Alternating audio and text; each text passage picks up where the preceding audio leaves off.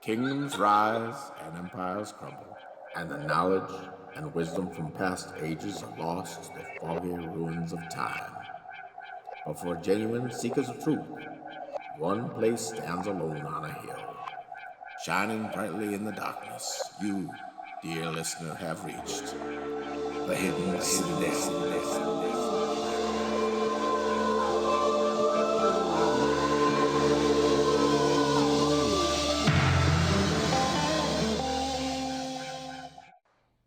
Hey, welcome to the Hidden Citadel. You found us. Yes, and Yes. today, I don't know what we're going to talk about. Today we're talking about the Gingerbread Man. Among Fast other as things, fast can be. You can't catch me because I'm the Gingerbread Man and I have a Harley. So, isn't that the way the story goes? He hopped on his motorcycle and rode away. That's right. I think that's how I learned it. Yeah. Yeah, so, oh man, there's so much. Okay, I might as well start with this. There's a YouTube channel Uh-huh. called The Resurrectionist, or The Resurrectionists. Okay. And the person who does the YouTube channel basically explores folklore and legends and fairy tales and where they come from. So if anybody hasn't seen that channel, I highly recommend it because she does a really good job. I can't tell if she's a real lady or an AI voice. Oh, yeah. What do you think?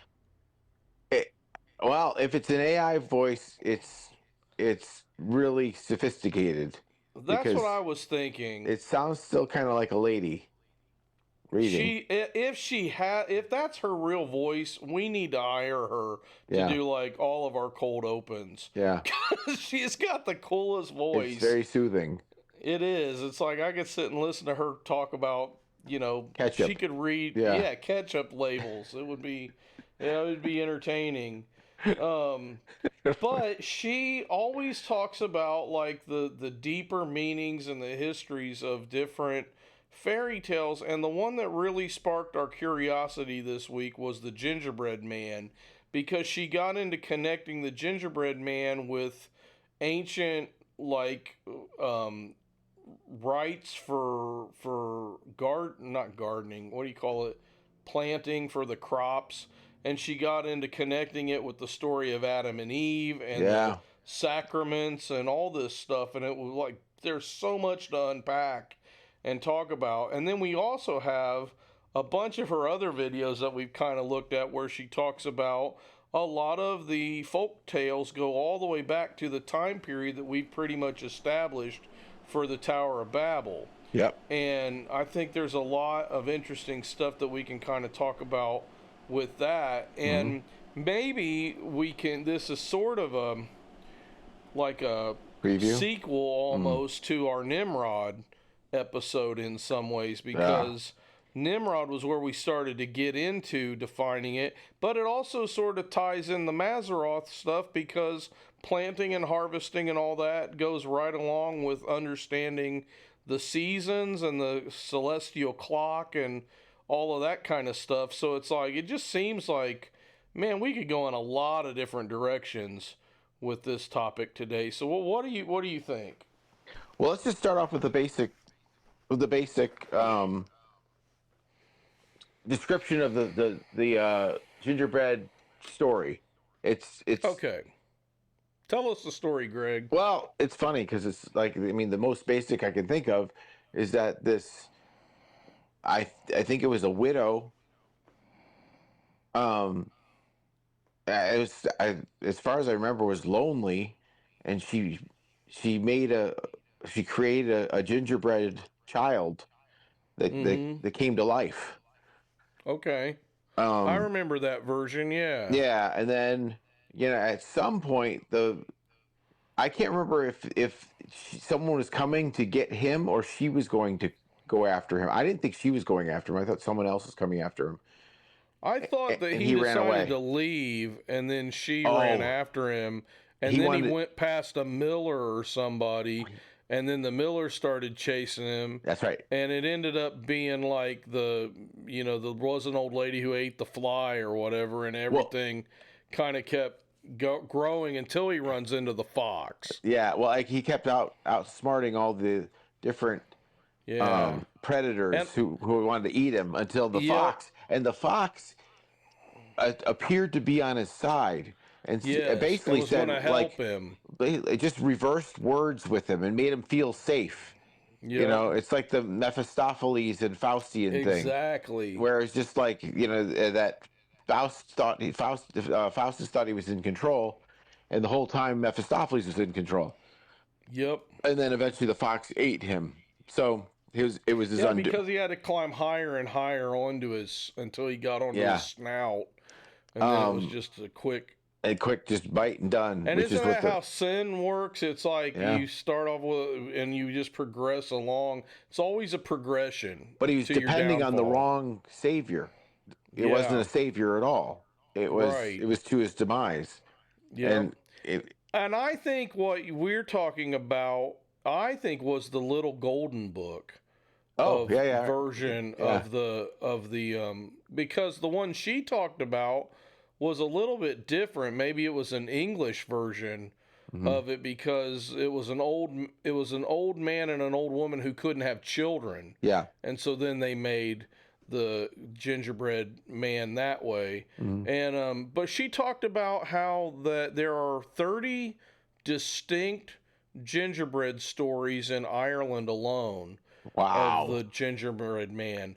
And she said that version that she quoted was the first telling that was written down, and it was from Maine, I guess, or in modern times is the first one written down. But they've traced it all the way back to the earliest times when, well,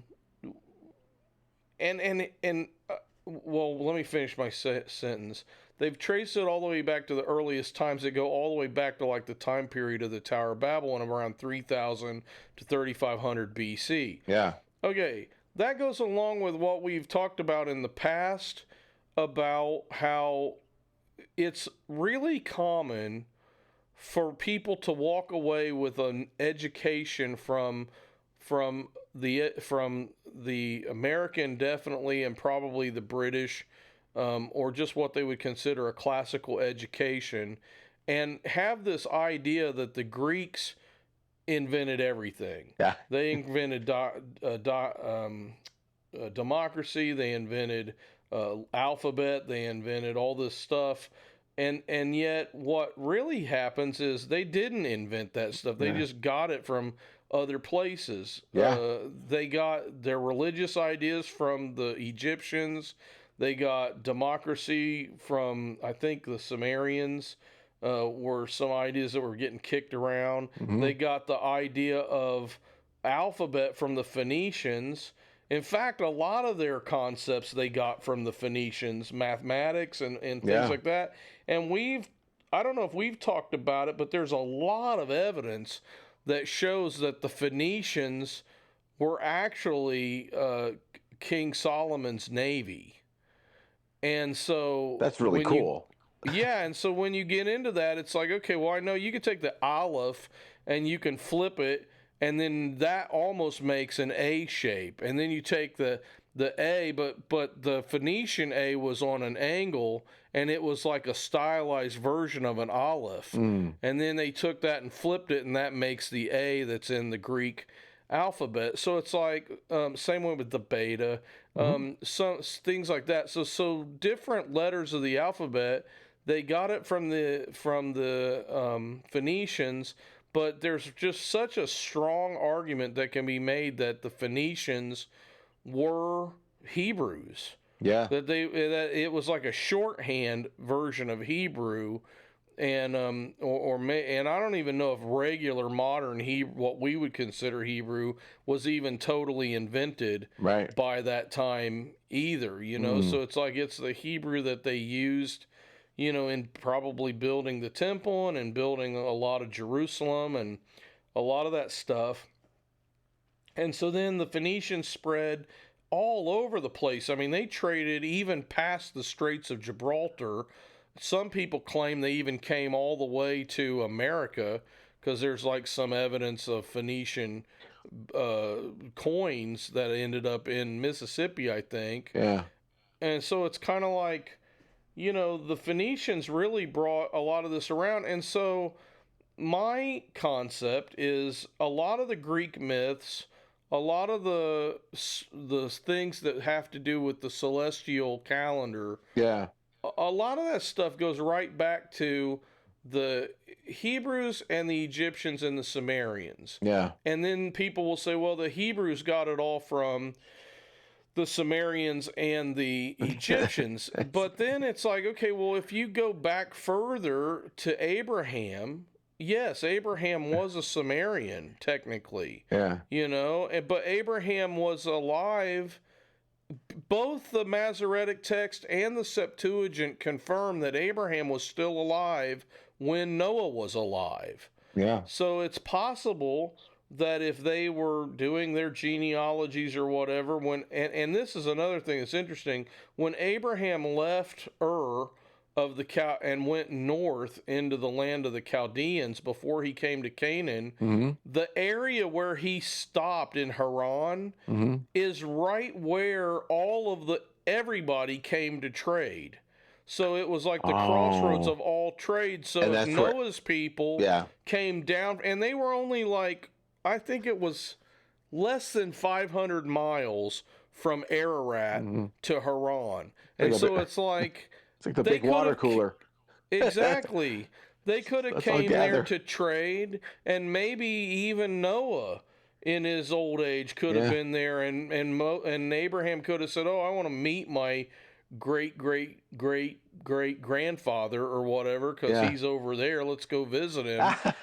It's like, it's very possible that a lot of the information that ended up in the Bible went from Noah directly to Abraham. Yeah. Even though we don't have any written account of this, or at the very least, it went from Noah to Shem and then to Abraham. Yeah. And then, or some variant of that. And then Abraham took it and passed it on to what eventually became Moses, the information Moses wrote down.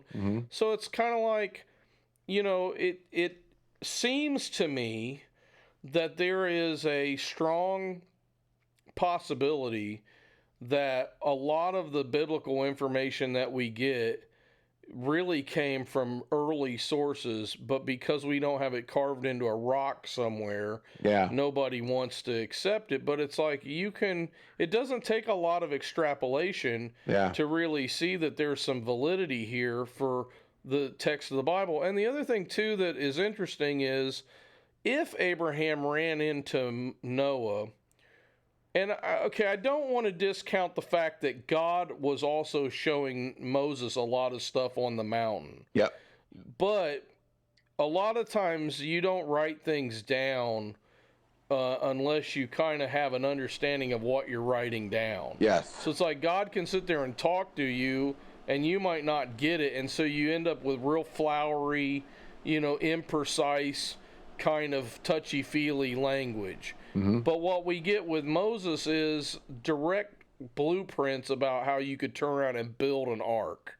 And it's like, where did you get that information? Because the Egyptian, the Egyptian version of the flood of Noah, you couldn't build a boat that would actually survive that kind of a flood. No. If you went by the Sumerian version, which maybe you would think that Abraham would have been influenced by, there's no way you're going to build an ark that's actually going to survive a flood by going off of their information either. Yeah. And so it's like, okay, one could argue that God gave Moses that specific information, and it was enough to really make an actual ark out of. Or you could go by the idea that, well, if Abraham was somehow in contact with Noah, then Noah could have said, oh yeah, I'll tell you exactly what God did. And what blew me away was when I did the math, and I was like, Oh, wow. Abraham would have been like 58 when Noah died. I think, something like that, in the Wow. Masoretic. And I think he would have been even older, like closer to 100 when Noah died, if you go by the Septuagint. Mm-hmm. And it's like, well, I mean, I'm in my 50s now. You're in your 50s. It's like we've had plenty of time to absorb information Yep. and learn things. And it's so Abraham would have had plenty of time to go and get the information from Noah if he had wanted it, you know? Yeah. And we also know from a lot of the early records that there apparently was some communication between Inmerkar or Nimrod and Noah, the king of Arada. Yep. And so it's like, and here's another interesting thing. A lot of the early rabbinical literature and some of the extra, or I guess pseudepigraphical books like the Book of Jubilees, which the Egyptian Christian Church includes the Book of Jubilees in their canon. So it was, and some of the people think that not the Essenes. Who were the people at Qumran? Maybe that was the Essenes. Anyway, the Qumran people. I can't remember. People think that they may have considered the Book of Jubilees part of their canon also. So when you look at the Book of Jubilees, it basically says that Abraham was kind of in direct challenge to Nimrod. Yeah. Where he basically said, listen, your gods that you're serving are not real gods, and my father is wrong for creating, or his grandfather, whoever it was, is wrong for creating these false gods for people to worship. And the real God, can talk, and the real God can do, amazing things, and these gods can't do anything. And so there was like a showdown between Nimrod and Abraham in the Book of Jubilees. Here's my problem with the Book of Jubilees as we have it. It's obvious that the version of the Book of Jubilees that we have is probably not the Book of Jubilees that's mentioned in the Bible. Okay. Mainly because it's like really systematized in the later understanding of the law. And the Second Temple era of the law that gave rise to the Pharisees and all this kind of all those kind of critical legalistic details. If there was a version of the Jubilees that was written probably shortly after Moses, it might have information about the law in it, but it's probably not going to be as highly developed as it is later. So any version of Jubilees that we have is most likely a Second Temple re-editing of whatever was before it, because the Old Testament does mention a book called Jubilees, and it probably is a book that contains a lot of extra information about Genesis, but I don't know if the Book of Jubilees as we have it has an awful lot of stuff in it about the calendar's divided up into 70-year periods and 7-year periods and all this stuff, and there's a lot of rituals that Noah and Abraham do that are law rituals that they wouldn't have had, because they didn't have the law. So to me, it's like you can't look at it and say, okay, this is a 100% perfect historical document that we can go by. All it really tells us now, because it has been changed, that's my assumption anyway, all it really tells us is what people who lived during the law period thought about people that lived during the Abrahamic and Noahic periods. Right. I'm still fascinated. Does that make sense? Yeah. I'm still fascinated. It's kind of on a tangent here, but I've been reading. This is a tangent from the Gingerbread Man, so let's just go with it. Yeah. I have a question about the Jubilee thing, but I'll come back to that. So Okay. but I'm fascinated, with what you just depicted about Noah. and Enmerkar, or Noah and what's his name? Nimrod. Nimrod, like, having a confrontation of sorts. It's fascinating because, like, when you're reading Exodus and you see Moses and Aaron going up to Pharaoh, Mm-hmm. why wouldn't Pharaoh just off them? Why wouldn't he just? And it says God, like, kind of gave not a favor, but a protection to Moses as he's approaching Pharaoh. Mm-hmm. That Pharaoh needed to deal with Moses as, a representative of something that Pharaoh couldn't overcome. But I think also, there might be two answers to that, but finish what you were going to yeah. say. So, but even still, whatever that was, if Noah and Nimrod had a confrontation, Nimrod was the mighty hunter. Nimrod was considered to be whatever. I mean, Moses. I mean Noah. You got to think had something because like a physical capability because he built the ark, Well, which is not something. according to the text of Enmerkar and the King of Arada, it's the garments of Adam and Eve, I believe. That are protecting him. That Nimrod's trying to get, because they basically say you're the rightful king of the world, whoever is wearing those garments. Right. Ham, when he uncovered his father's nakedness, Yeah. some people think that's a euphemism of him molesting him, but I don't think that's it. I think that's a euphemism. It's not a euphemism. It's an actual fact. He uncovered his nakedness by stealing the clothes of Adam and Eve. And that's why the curse that Noah put on Canaan was, you will be a servant. In other words, you and your line will never be the king of the earth. And the first thing that Canaan's ancestor does, Nimrod, is to go out and try to become the king of the world. Yeah. And that Heiser says something else, that it's a euphemism for if you're uncovering, you are. you're molesting the wife. The I wife, don't agree with him on that. Well, but what he points to, the result is an offspring, essentially. Yeah, that's true. That's but cursed. I don't think that the Bible, whenever something like that had happened in other places, was pretty direct that happened. Oh, yeah, that's true too. Yeah.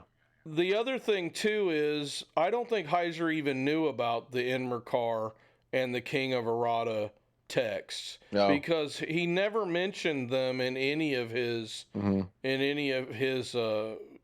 discussions. And so I think maybe that was one of those things that he just hadn't really studied before. And I'm like, dude, once you know the Enmerkar and the King of Arada passage, and you understand that NMR and Nimrod and Enmer the hunter, all of that stuff goes together. Yeah. It's like, okay, it's obvious what happened then, with the whole Adam and Eve's clothing thing. What were you going to say is there's two answers to Moses going before Pharaoh? Oh, no. Yeah, okay. So, number one, the first thing God told Moses to do was to throw the staff down immediately when he was in Pharaoh's presence, and to do the leprosy thing when he put his hand in his shirt and made it leprous and then made it go away. Moses had two things going for him then. The first thing was, he was a trained member of the house of the Pharaoh that was 2 generations before. So because of that, the Pharaoh was kind of obligated to at least give Moses a hearing, kind of like Paul with the Romans. Yeah, because he was technically of royal adoption. Yeah. And then the second thing is Moses made himself known that I can perform miracles like your sorcerers can. So now the sorcerers are basically, and the thing about the Egyptian hierarchy is, yes, the pharaohs thought that he was divine and they treated him like he was divine, but the sorcerers basically claimed a type of divinity too. Yeah. And so he's basically coming in, and in their language and the way that they would think of things is, oh man, I better not mess with this guy too much, because he could be powerful enough to strike me down. Yeah, yeah. You know, and that was the whole thing about divinity. We think of divinity as omnipotence, omnipresence, all the omnis that God has. Mm-hmm. But in the old days, divinity wasn't seen like that. Divinity was seen to be limited but powerful. Yes. You know, kind of like a machine gun. Yeah. You know, Chuck Norris could pull it off, but I don't know if Rambo could. No. You go into an area and all you have is a machine gun, but there's 70,000 people attacking you. Eventually, you're going to be overwhelmed, Yep. you know, because you'll run out of ammo, unless you're Chuck Norris. But They need one bullet. Yeah, you just need the one bullet. And you throw it. Yeah, and then you catch it with your teeth when it comes back. But in reality, you know, you're going to be overwhelmed. And so their idea of divinity is we have a lot of power, but we might still be able to be defeated. Yeah. I mean, even Osiris, one of their main gods, had been killed by another god. So if a god shows up, you got to be like wary, okay, am I more powerful than this god? And also, I think it's in the Bible, or it may be in the Apocryphon of Moses, where it talks, or it could be in Jubilees, where there's a phrase where it says Moses and Aaron were looked at as though they were gods. Yeah. By, no, I've seen that before. Okay, that is in the Bible. I think so. They were considered as gods by the people, and so Pharaoh didn't really want to go against them because I think two things. He knew he wasn't really a god. And then if he was a god, he knew he wasn't as powerful, that he couldn't throw down a staff and turn it into a serpent, you know. And so I think those are kind of the answers to that, why Pharaoh didn't just have them killed right off the bat. But it also points to that the war was divinity, you know, and the war, I mean, that what God placed within Moses and Aaron was also not only the regard for them, that they were hosting a divinity that was greater than the Egyptians' divinity, but it appears to be that all language, all interaction, all everything was divinity versus divinity. I mean, and we've talked about that before at the end of Genesis, where he said the war was against their gods, like to defeat their gods, which is was always a strange thing to me. I mean, it was a strange thing the first time, because I remember reading it, and I think I called you right away, or we texted or something, because I was like, what? I've never seen that before at all. Because one thing, like you said, when God's being specific, he's being specific. He's not, you're not inferring anything here when he says, this, and I'm doing this for this reason. Like, oh. And the other thing, too, is when you think about it, there's 8 plagues, right? Yeah. But there kind of is a 9th plague in a way, because when Pharaoh chased after Moses and his whole army gets wiped out by the water, it's like, well, what is the worst thing that you can do to depose a king? What keeps a king in power? His military. Yeah. If he doesn't have his military, anybody could walk right in and take over the kingdom, you know? Right. So the very last thing is God wipes out his military, and it's like he's in a very precarious state at that point, not knowing, you know, am I still going to be the Pharaoh when I get back home? And there's another thing that empowers a king, and that is the line of the king. Yep. And he didn't have a line. Attacked too. And his line was the firstborn was erased, was removed. I love it when people send me information and text because they want to remember the information. It's like, just send it to yourself. Yeah. You know, put a timer in your phone. I don't need to be the person to remind you. Anyway, so we're talking about the concept of all of these tales go back, and what I found is this idea of the runaway gingerbread man. It usually includes some sort of cooked item, a pancake, a bun, a dumpling. It comes to life, it runs away, it outruns pursuers by boasting, and then it's eventually either outwitted or eaten. And it's called the folktale type that it's called is called the fleeing pancake type 2025 in the index of folktales. And you see it all across Europe and all sorts of other places. And there's a list of different tales. So you've got the Gingerbread Man is from England or the United States and Ireland. Then you have the Runaway Pancake, which comes from Scandinavia, Germany, and also parts of England. And in this one, usually what happens is at the very end, the pancake gets away, and then it's children, the poor children that needed the food, that actually get to eat the pancake. They overwhelm it and then eat it. Yeah. Then you've got in the Russian and Slavic areas the kolobok, which is the runaway bun, or also the little round bun. And in that one, it also is eaten by a fox at the end of it, and it keeps singing a song about outwitting everybody until the fox eats it. Yep. And then there's one from the Czechoslovakian area called the Koblechek, I think is how I'm pronouncing it. It's the little donut. And it's a sweet round donut that runs away, meets a lot of different animals, and then gets eaten. Hang on. Yeah, it's basically the same. And then there's Der Dicke Fette Pfannkuchen, which is the thick. Thank you. Let's see. No, I almost said gracias. I can't think. Dankeschön. Yeah. It's a Low German, which is the thick fat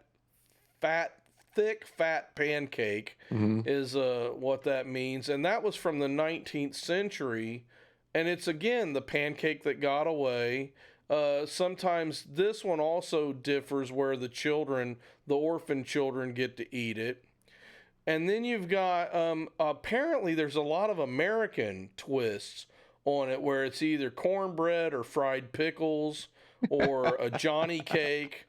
Have you had fried pickles? No, it's like, depending on what part of the United States. Yeah, like, if you're in the South, fried pickles are a thing, and I'm telling you, cornbread, fried pickles are really good. Yeah, like if you're in Seattle, it's a coffee bean. It is, yeah, it's a coffee bean. Minnesota, it's fried cheese. That's it. Yep, that's exactly it. So it could be anything depending on where the story was told. There's one Springerella, which is an interesting one. They also call it Speculaas. It's these Dutch or sometimes Scandinavian, the Netherlands, Germanic Europe, where they're basically, and this is where it's interesting, she didn't talk about this in the video with Adam and Eve, but it was really common to take molds of biblical characters like Adam and Eve and then make the gingerbread man in those molds. Yeah.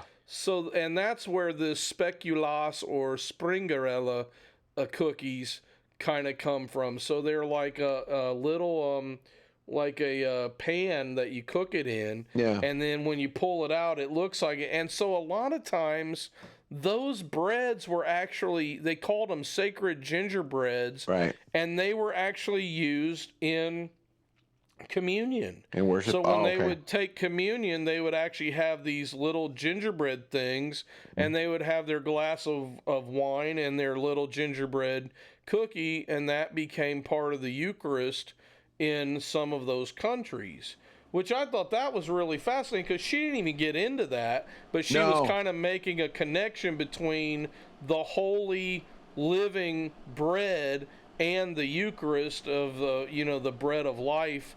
And I don't think that she's trying to make the case for Christianity. It seems to me like she's more pushing that all these ideas came that are historical, that even predate Christianity. But it's like, I'm really of the opinion, and I'm every day getting more and more convinced, that anything that traces back to the Tower of Babel basically is something that was like told and prophesied to Noah before, or even something that was prophesied to Adam and Eve that got passed down to Noah, that ended up being part of the prophecy that when Noah got off the ark, he's teaching his kids. And you think about this, like if Noah had the if Noah had the ability to build an ark, and he was preaching to the world at the time that he was doing it of the destruction that was to come.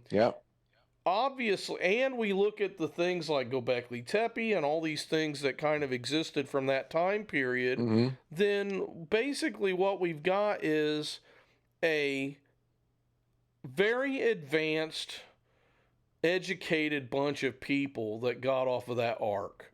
You know, they knew a lot about animal husbandry, they knew about planting, they knew about building things, they knew about the cycles of the seasons.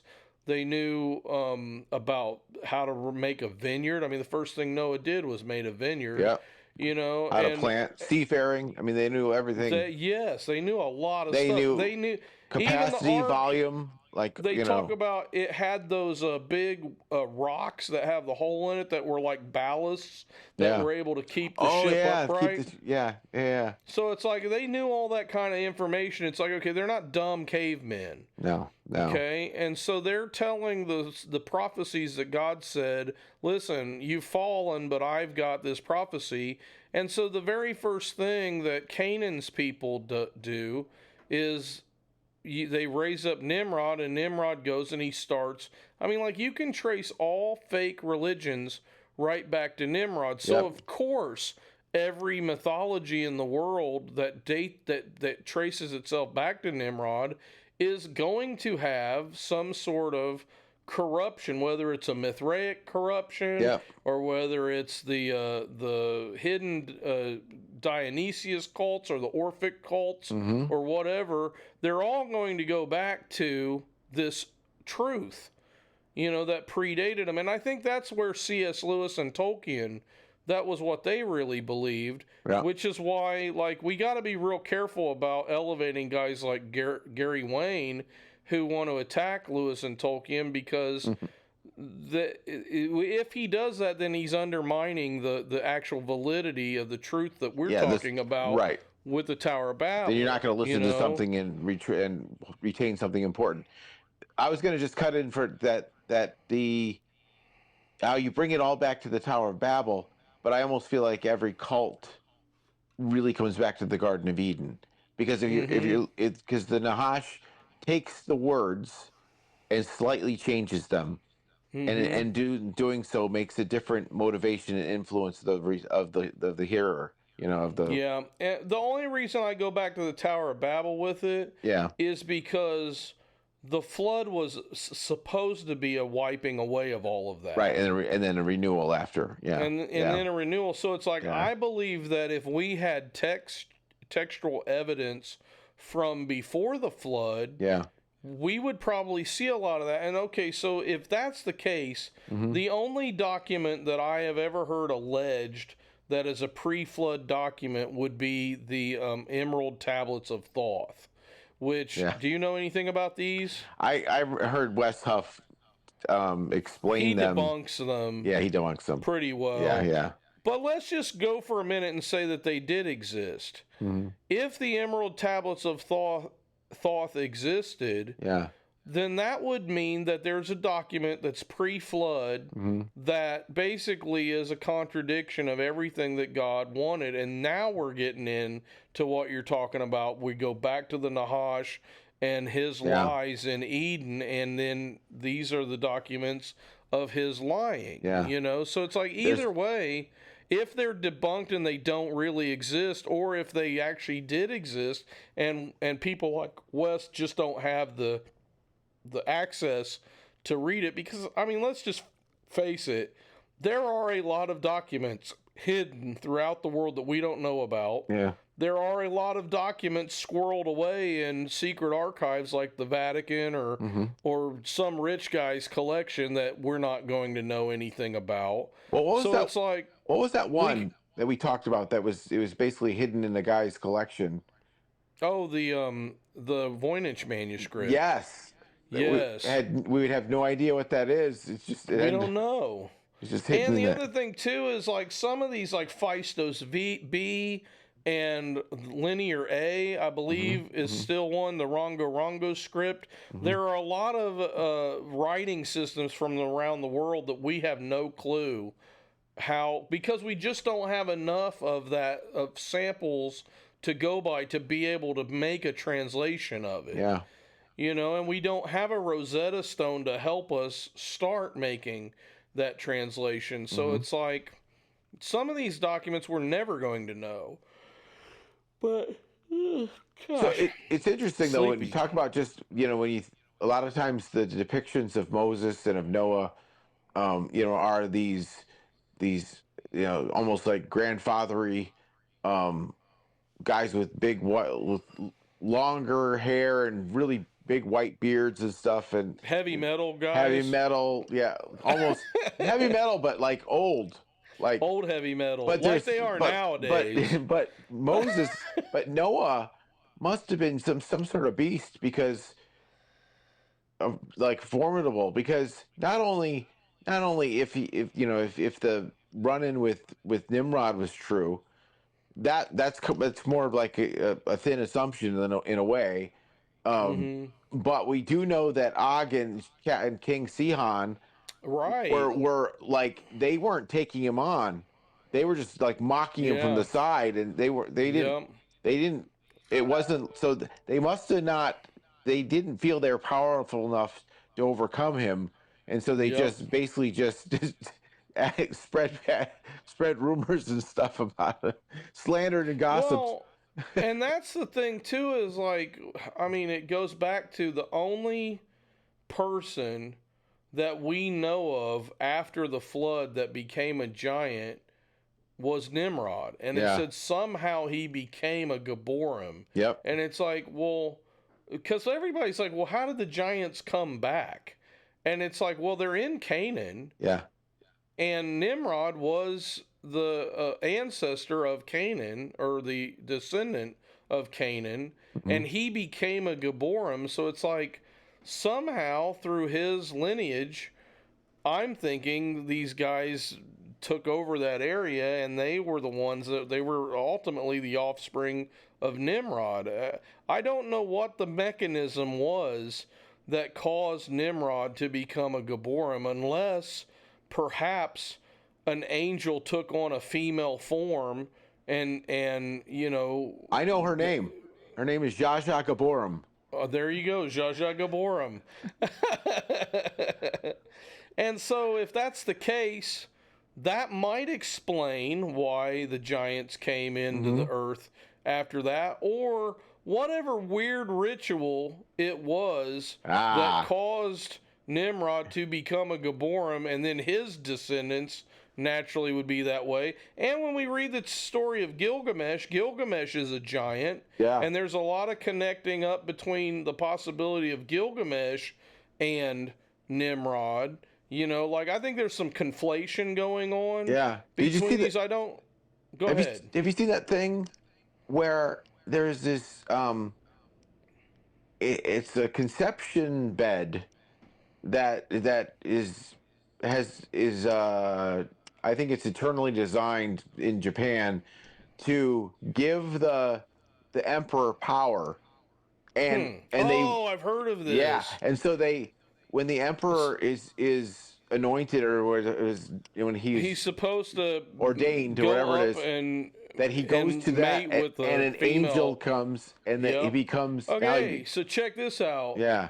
Not only is that a Japanese thing, because I have heard that about the Japanese, it was also part of the Kingdom of Heaven with the Chinese emperor, and it also was part of the Angkor Wat thing that every once a month, I think it was, that the king, even though he had like 800 wives and concubines, he had to ascend the top of Angkor Wat and go into the conception bed with the female goddess. And the thing is, all of these cultures have female goddesses that want to procreate with humans. Yeah. You've got Aphrodite, you've got Amaterasu in the Japanese traditions, and that's just to name a couple. There's same thing in the South American deity pantheons.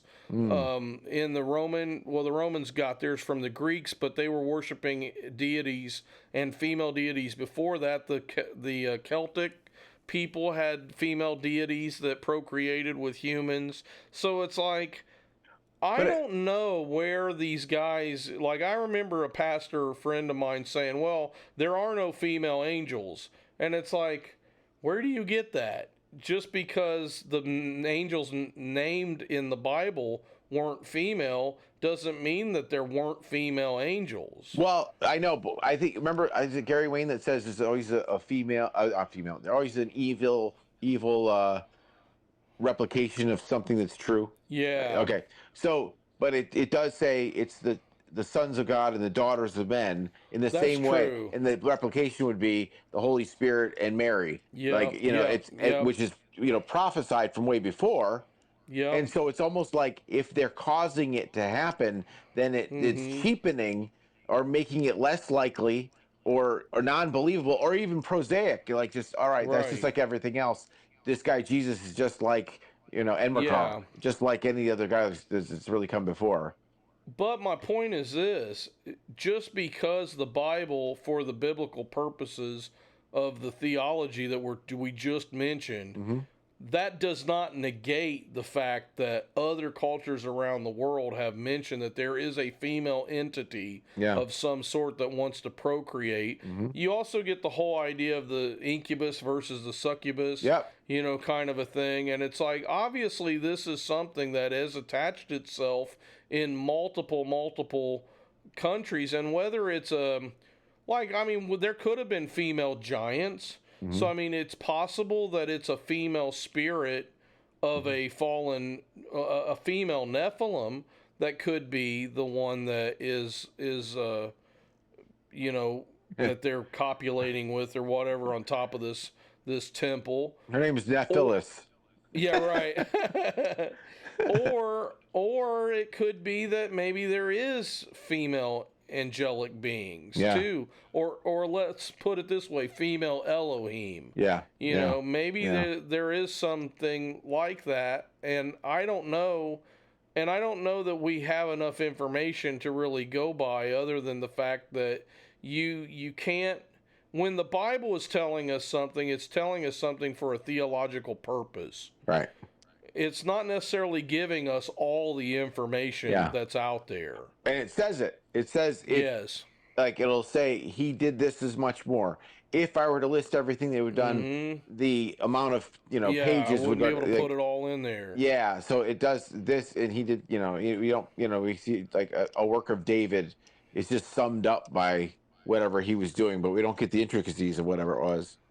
Exactly. But it's interesting because one of the things that stood out for me with this the gingerbread thing was that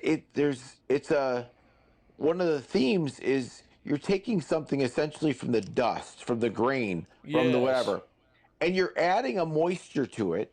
Yes. You're adding something, and then eventually you're adding life to it. Yes. And it becomes living, and then it rebels.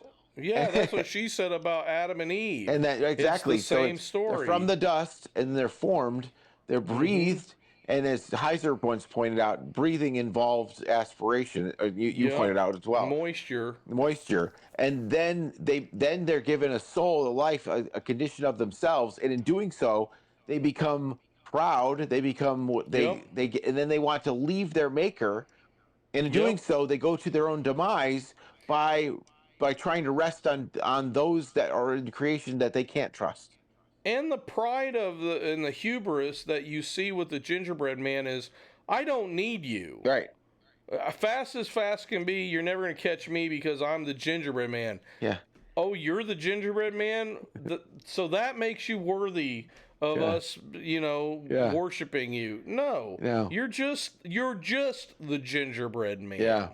And it's like, you're just a human. And Nimrod, for all of his power and glory that he attained, was just a human until he became Gabborim, and then he was something other than just a human. But it's like, what makes it, where does this pride come from other than to go back to the fall? And it goes all the way back to the serpent, in the garden. But I want to talk in a minute about the communion aspect real quick, but I really need to go to the bathroom. Oh, I'll be right back. Okay.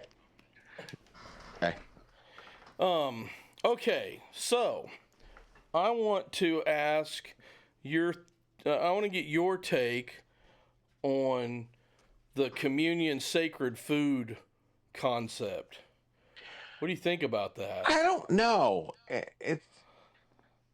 I guess I was more caught up in the analogy or the allegory of the, as man was from the dust of the ground, man then became or created or demonstrated in the fable, like, man's fall and stuff like that. So I guess the other things that she brought up didn't stand out as much to me. Yeah. So what did you think?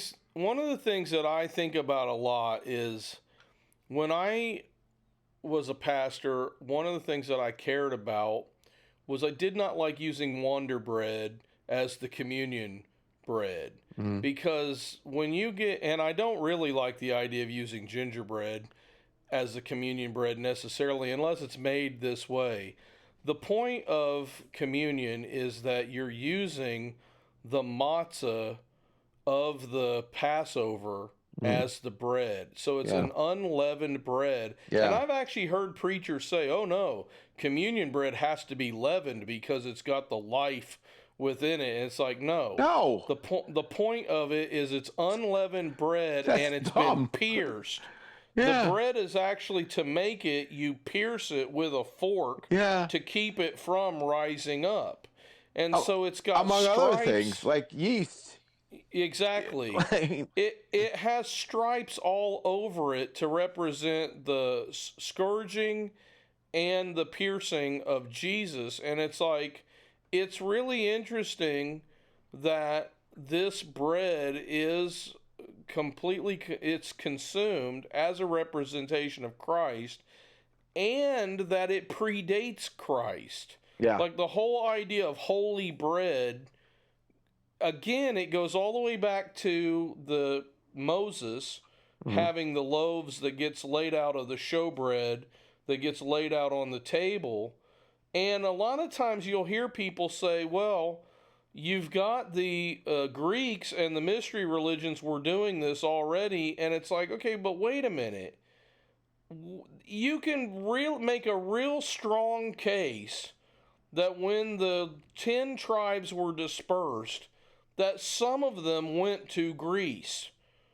And part of those mystery religions might be the carryover of the worship that was happening in the tabernacle and the temple, because the temple predated the Greek society. Yeah. And that's why I'm saying that Hercules, a lot of the Greek myths, the legend of Troy, the Odyssey, the stories of Medusa and Perseus, all of the stories about Zeus and all of the things that seem to be kind of astronomical about the Greek religion, all of that comes after Moses was putting out showbread on the table. So if there's a Greek mystery school that also has a communion of sorts, that doesn't negate what Jesus was doing or even really predate what Jesus was doing, because Jesus was fulfilling the Hebraic tradition, and just because some cut off Hebrews were allowing that to kind of spread into other countries, it doesn't necessarily follow that Jesus was copying those, that's Billy Carson.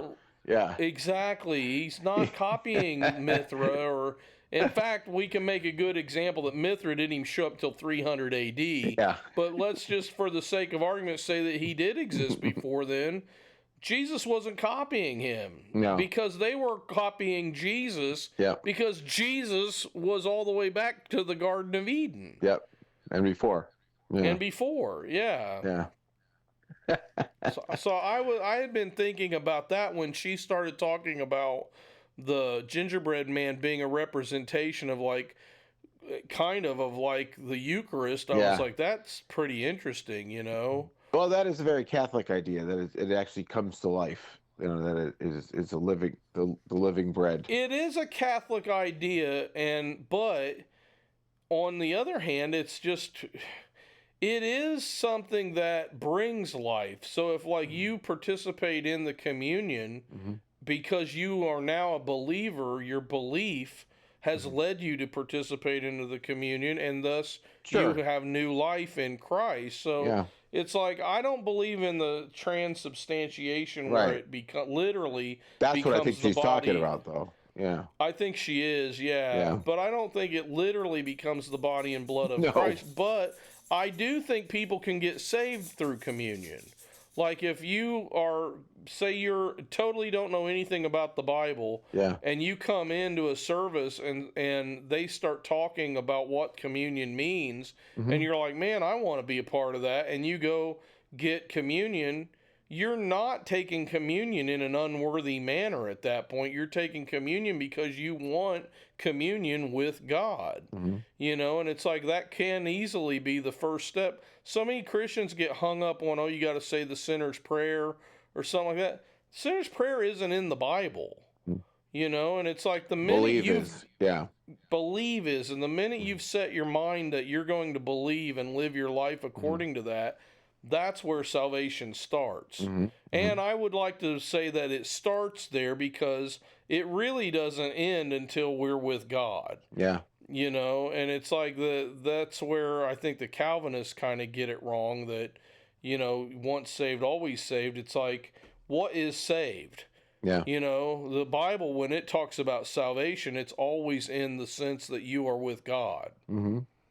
You know? Well, I think it's First Peter 1, trying to think of where it is, 1 like 3 through whatever.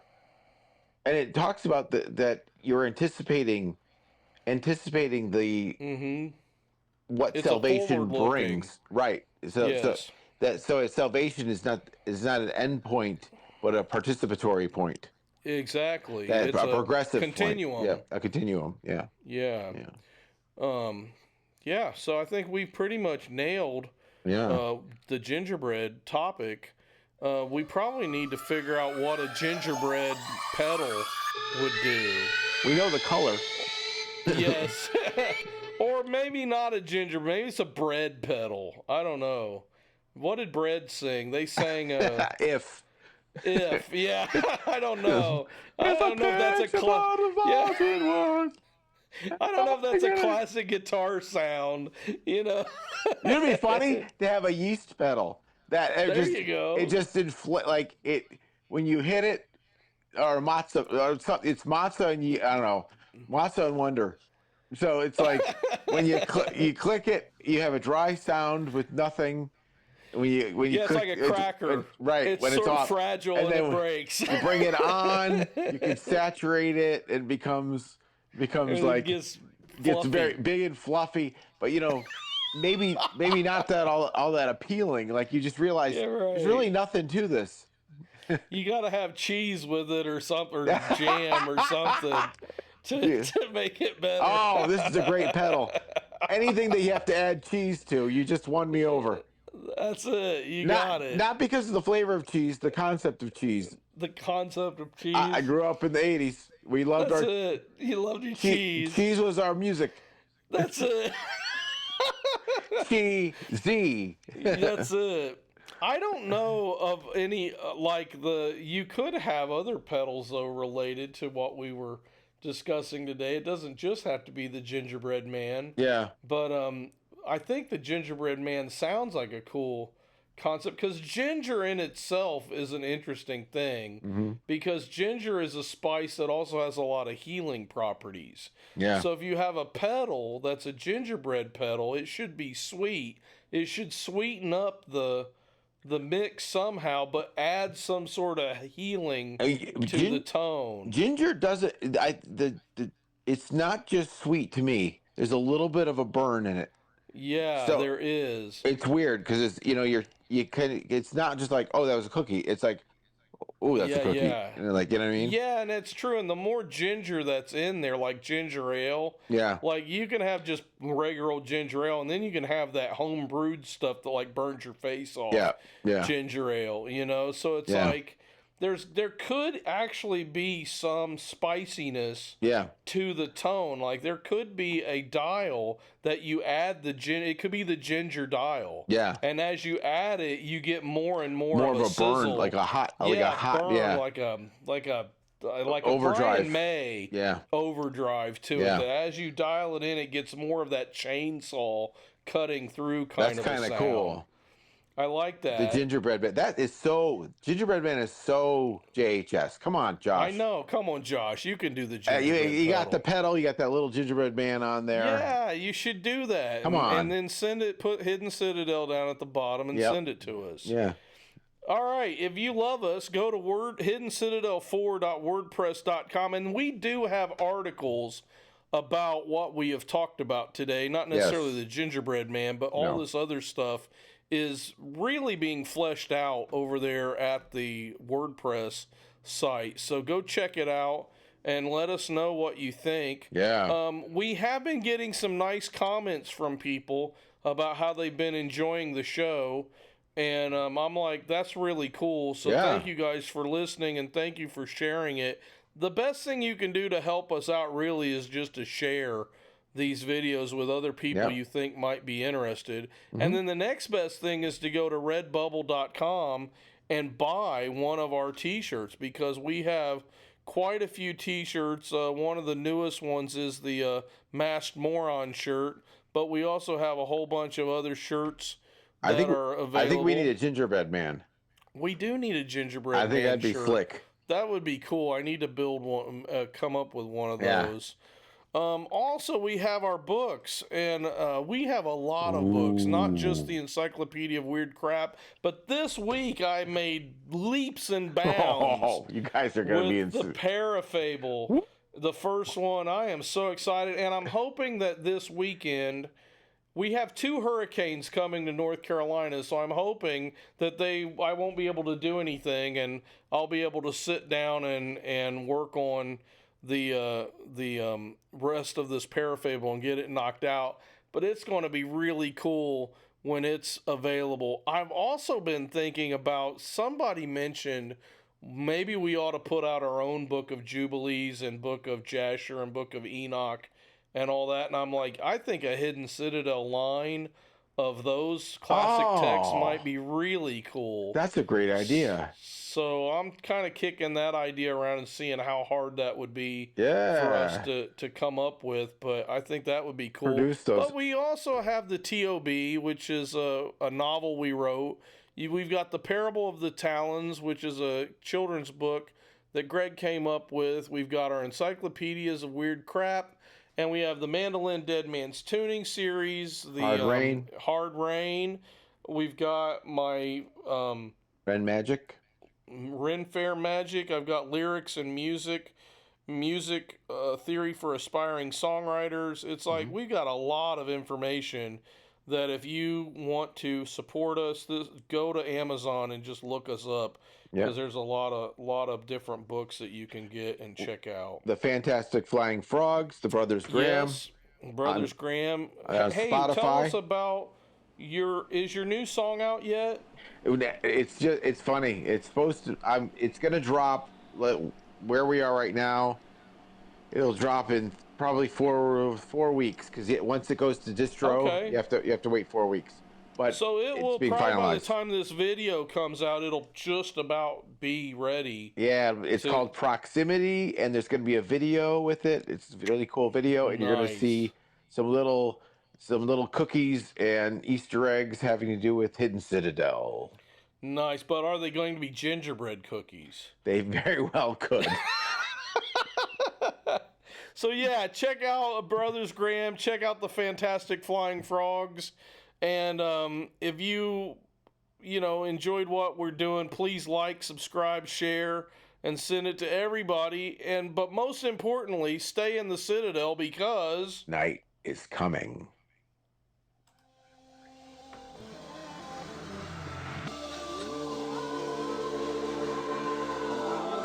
The watchman replies, morning is coming, but night will soon return. Silly, you